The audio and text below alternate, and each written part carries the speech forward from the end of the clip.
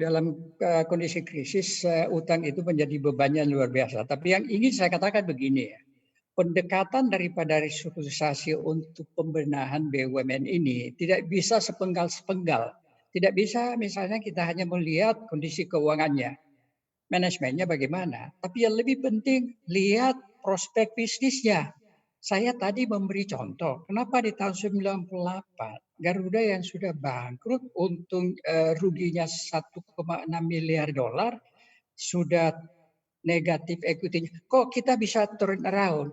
Itu karena Garuda pada waktu itu hampir monopoli sehingga bisnisnya itu masih sangat menjanjikan.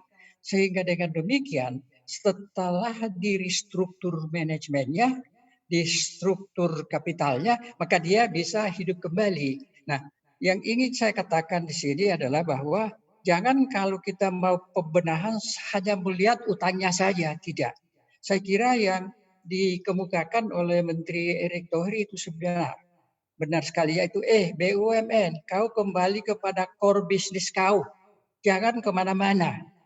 Satu, kedua, tidak usah selalu nambah perusahaan dengan membuat anak perusahaan, cucu perusahaan. Ini saya kira pendekatan yang tepat. Core bisnisnya bagaimana? Apakah bisnisnya itu punya potensi untuk memperoleh pangsa pasar yang masih bisa menguntungkan? Sebab kalau itu tidak, ya udah tidak usah direstruktur. Cuma pada umumnya bank BUMN ini punya bisnis yang sangat menjanjikan karena dari dulu mereka itu punya jalur penguasaan pasar yang tinggi. Jadi masih bagus di situ. Lah, tapi kemudian BUMN ini dan tidak juga hanya di BUMN, perusahaan swasta pun itu kalau sudah mempunyai katakanlah keuntungan, cepat-cepat dia ada ekspansi. Ekspansinya terlalu agresif. Apa yang terjadi pada saat pasar mulai menurun, investasinya itu tidak bisa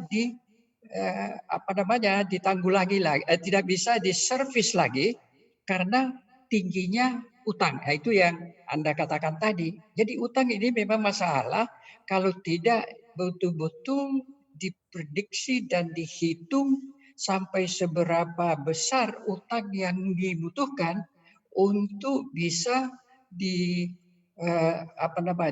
untuk bisa digunakan di dalam pengembangan bisnis. Karena kalau utang terlalu besar, EBITDA-nya atau keuntungan cash-nya itu tidak cukup, maka itu berbahaya. Nah, yang jadi bahaya di sini adalah bahwa perusahaan-perusahaan besar itu yang mengambil dana di perbankan. Nah, ini bisa mempunyai dampak yang sangat berbahaya terhadap perbankan. Itu yang terjadi di tahun 98. Konglomerat itu utang terlalu besar dan itu mereka ambil di perbankan, maka tak kalah mereka anjlok, perbankan anjlok, seluruh sistem ekonomi kita anjlok. Itu yang terjadi di tahun 98. Kini untungnya kalau menurut saya, lembaga perbankan kita sudah jauh lebih solid, mereka sudah punya pengalaman, sehingga mudah-mudahan mereka tidak misalnya terjerumus ke dalam praktek-praktek di mana mereka juga terlalu ekspansif. Bank juga kan mau ekspansi.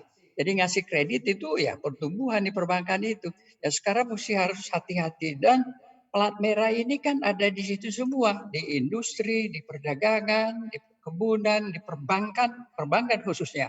Kita punya lembaga atau bank-bank pemerintah menurut saya sekarang ini sudah solid, tapi akan berbahaya kalau bank-bank katakanlah para BUMN ini yang mengambil dana dari bank pemerintah itu sendiri, kemudian dia mengalami kesulitan, bank itu juga akan terjerumus di dalam krisis keuangan sendiri gitu.